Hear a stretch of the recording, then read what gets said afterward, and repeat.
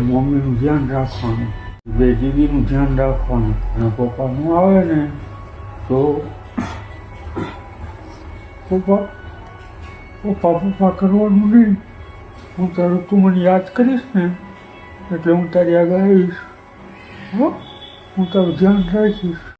પહેલા તમે એક બાપનો પોતાના દીકરાને અંતિમ સંદેશ આપતો વિડીયો જોયો. મંત્ર જો હું ક્યાંક બાર ગમલો જાઉં ને એને આખો તો તારે તોફાન કરવાના નહીં. એ તારી મમ્મીનું ધ્યાન રાખવાનું, બરાબર? પછી તારી મમ્મી કહે ને એમ બધું કરવાનું.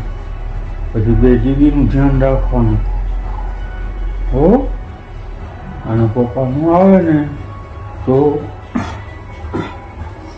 પપ્પા પપ્પા પપ્પા કરવાનું નહીં. હો, શાંતિથી રહેવાનું. ડાયો થઈ જઈશ ને રોવાનું નહીં. હો, પ્રોમિસ. હું તારું તું મને યાદ કરીશ ને એટલે હું તારી આગળ આવીશ. હો, હું તારું ધ્યાન રાખીશ. હો, રોજ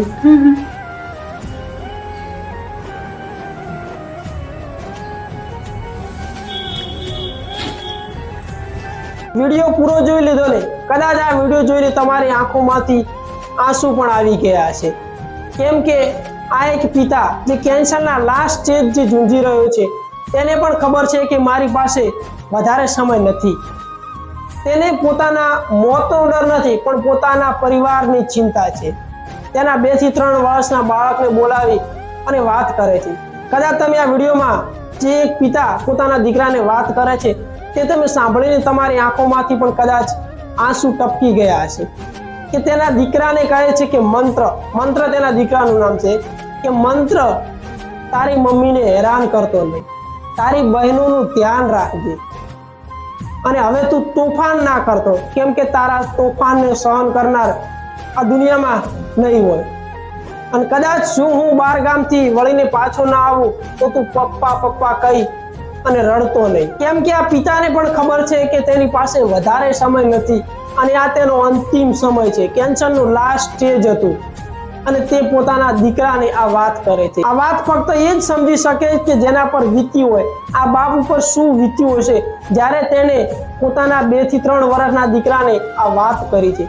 જો તમે આ દીકરાની જગ્યાએ રહી અને વિચારો ને તો તમારી આંખોમાંથી પણ કદાચ આંસુ આવી જાય.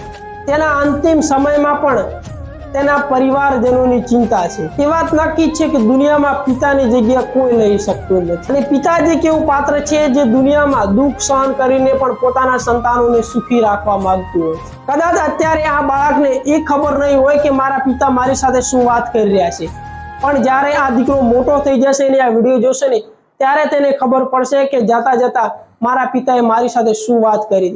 ત્યારે તેની આંખોમાંથી પણ આંસુ આવી જશે. અને આ વિડીયો જોયા પછી ગમે તેવો કઠણ માણસ હોય છતાં પણ તેની આંખોમાંથી આંસુ વહેવા મળે છે. અને આ દુનિયામાંથી આ પિતા તો જતો રહે છે પણ તેની યાદો હંમેશા માટે આ દુનિયાની અંદર રહી જાય છે.